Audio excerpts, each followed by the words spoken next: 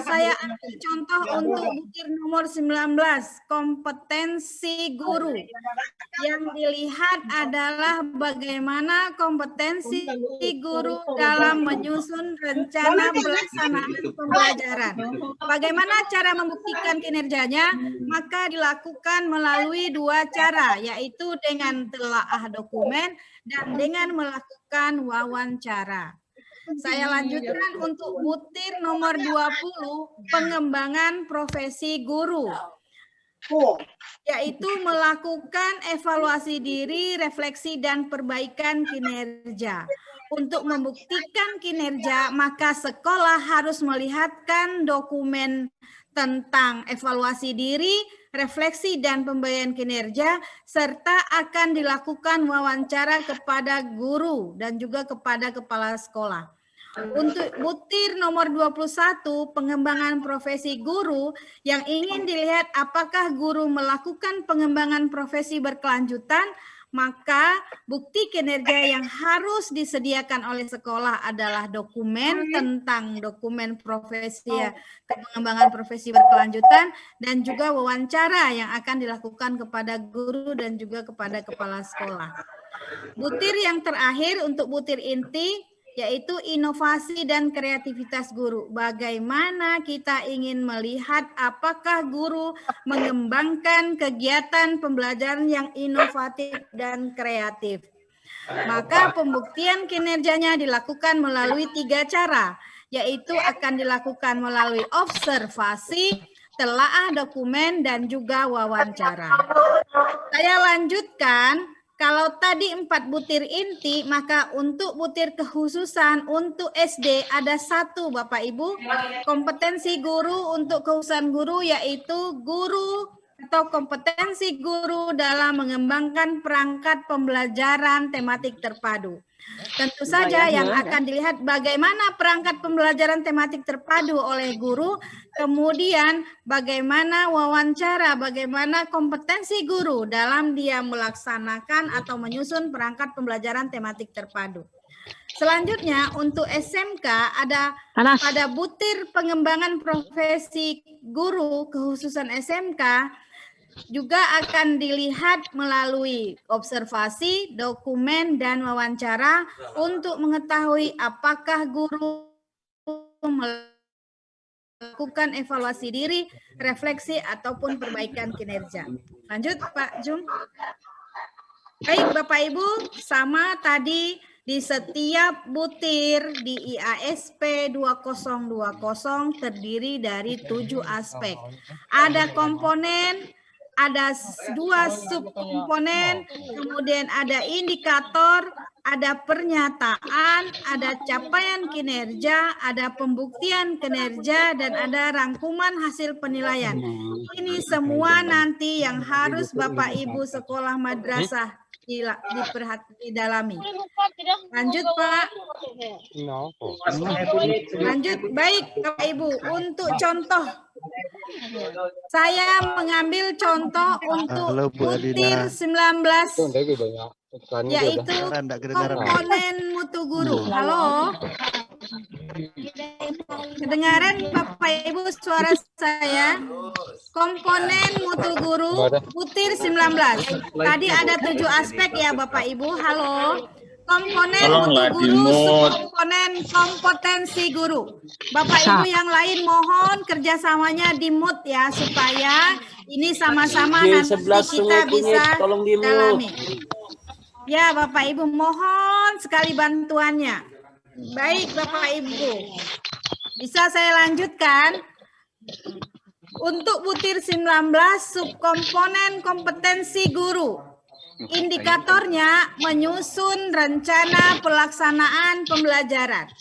Pernyataannya adalah guru menyusun perencanaan pembelajaran aktif, kreatif, dan inovatif dengan mengoptimalkan lingkungan atau atau cara lain yang sesuai dengan konteksnya. Baik, Bapak Ibu, itu berkaitan dengan butir 19 dengan subkomponen kompetensi dulu.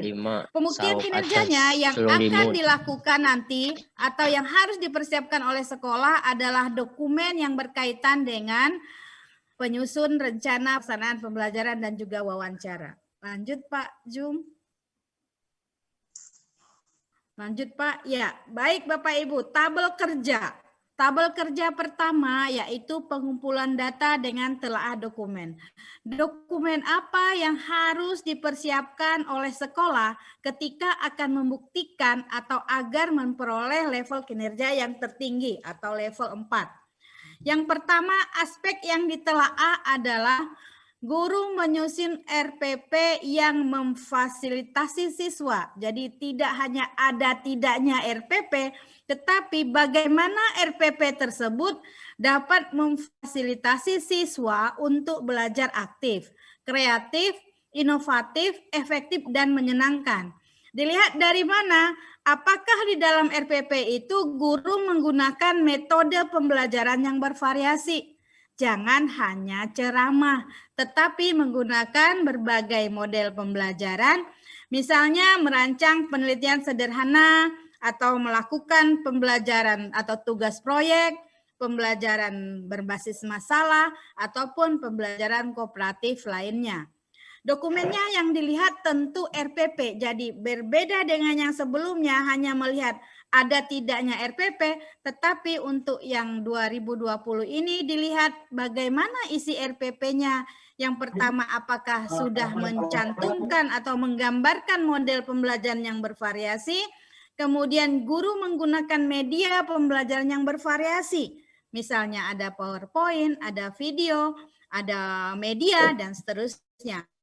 Kemudian juga guru melibatkan sumber belajar yang bervariasi, misalnya ada buku, ada paper, jurnal, narasumber, dan lain sebagainya. Itu untuk indikator yang pertama. Aspek yang kedua yaitu guru memanfaatkan lingkungan sekitar sebagai sumber belajar. Artinya, apakah dalam RPP yang dirancang oleh guru itu juga menggunakan lingkungan sebagai sumber belajar, seperti kebun sekolah, perpustakaan, koperasi sekolah, kantin sekolah, dan lain sebagainya. Yang kedua, guru memanfaatkan lingkungan di luar sekolah sebagai sumber belajar, misalnya dengan ruangguru.com atau rumah belajar atau video pembelajaran dan seterusnya. Baik, lanjut Pak Jumadi. Ya, aspek yang ketiga adalah guru memanfaatkan teknologi informasi komunikasi untuk mendukung pembelajaran. Apakah dokumen di RPP itu sudah memuat ya media pembelajaran yang berbasis TIK? Apalagi kalau di masa saat ini pembelajaran jarak jauh yang berbasis TIK dengan sistem daring misalnya, itu akan dilihat apakah di RPP-nya itu sudah ada pemanfaatan internet sebagai sumber belajar.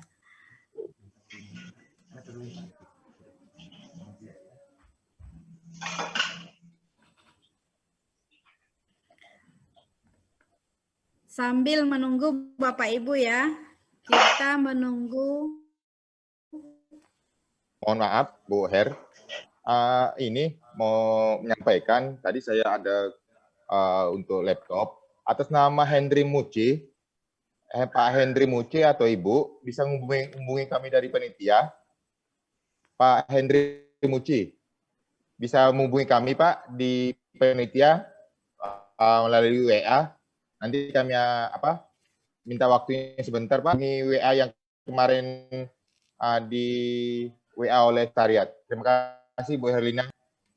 Ya, terima kasih Pak Erik. Baik Bapak Ibu, kita lanjut kepada pembuktian kinerja yang selanjutnya, ya wawancara. Kalau tadi telah dokumen, bagaimana RPP-nya dilihat, sekarang adalah wawancara.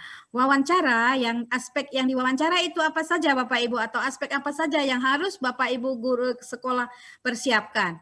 Artinya, pertama adalah guru menjelaskan prosedur dan tahapan dalam menyusun RPP. Nanti akan dilakukan wawancara, apakah RPP-nya copy paste, apakah RPP-nya hanya ganti ganti tahun, ganti tanggal, kemudian ganti tanda tangan. Nah, seperti itu ya Bapak Ibu.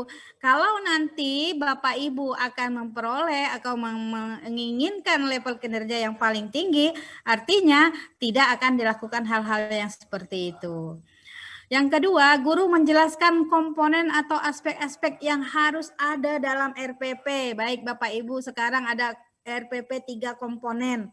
3 komponen inti itu apa saja? Nah, itu yang akan dilakukan wawancara sehingga akan ketahuan RPP-nya itu copy paste kah atau dia cuman ambil RPP dari mana-mana tanpa dilakukan modifikasi ataupun perbaikan terhadap RPP yang akan digunakan.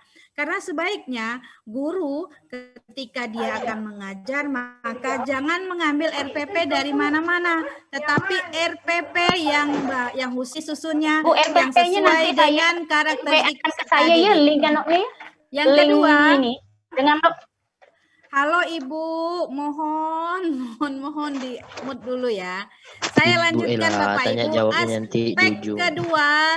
Aspek kedua yang harus ditanyakan atau yang diwawancara juga adalah apakah guru memanfaatkan lingkungan di dalam sekolah sebagai sumber belajar ataupun lingkungan di luar sekolah.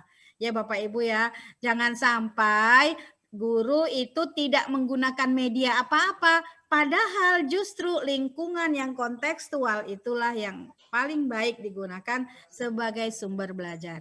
Aspek yang ketiga adalah apakah guru memanfaatkan TIK sebagai sumber belajar ya, baik itu distance learning atau pembelajaran jarak jauh ataupun kombinasi blended learning antara luring dan daring. Lanjut Pak. Pak Jumadi lanjut. Sudah? Oke. Ya. Baik Bapak Ibu, dari 3 aspek kinerja tadi mudah-mudahan Bapak Ibu memiliki gambaran tentang kinerja atau kompetensi guru dalam menyusun RPP yang memfasilitasi siswa aktif, kreatif, inovatif, efektif, dan menyenangkan, sehingga berdasarkan hasil telah dokumen dan wawancara, maka bisa disimpulkan kalau guru itu menggunakan metode, media, sumber, atau bahan belajar yang mampu memfasilitasi siswa aktif dan menyenangkan dalam belajar serta berlangsung konsisten dan berkelanjutan. Itu kalau sekolah bisa menunjukkan bukti dari telah dokumen dan wawancara, maka level kinerjanya akan diberi atau mendapatkan level A dengan skor kinerja 3, ya 2 atau 1.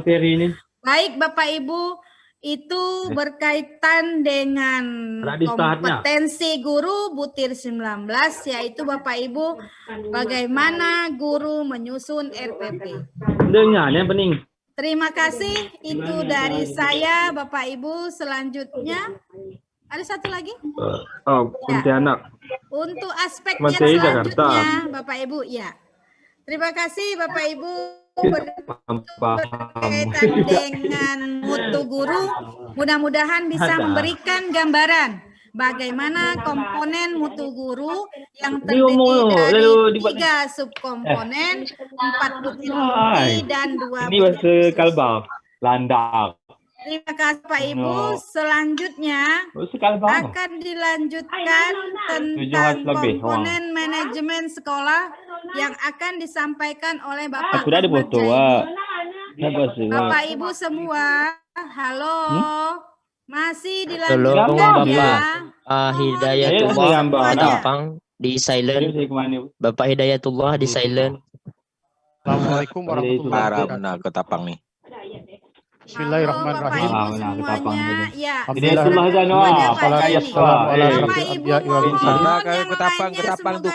Ketapang. Pak, mohon Bapak Ibu dibantu dulu. Kita kerjasamanya. Bisa kita mulai? Apakah suara saya kedengaran? Halo? Suara saya kedengaran Pak Agus? Dengaran, kedengaran. Ya. Tolong Kedengaran, di Pak. Pak Jai tolong Pak Agus di apa? Ya, ya, Bapaknya ya, Pak. layar. aktif, Mbak. Bapak Ibu sekalian yang dari rahmati Allah, terima kasih saya pada kesempatan terakhir mohon kerjasama Bapak Ibu semuanya karena kita menggunakan IT. IT ini sangat sensitif sekali pada sesuatu. Nah, demi kebersamaan kita, maka kita mulai sekarang Macam-macam posyandu. dengan baik. Iya, jadi kita di semua. Bapak Ibu tolong di-mute-kan. Nah, Di jadi sebelah semua kiri tolong- ada tulisan jadi- mute, kasih tanda silang. Sehingga kita semua bergiliran. Kemarin kita sudah melakukan uji coba terhadap 16 Tanyalah. sekolah. Uji coba itu berjalan lancar, yang sudah kita uji cobakan IASP ini. Namun Bapak Ibu sekalian, IASP ini baru sekedar draft. Saya sebenarnya ingin mengajak Bapak Ibu praktik saja, karena yang kita hadapi ini adalah Bapak Ibu semuanya yang sudah banyak berpengalaman tentu di sekolah masing-masing.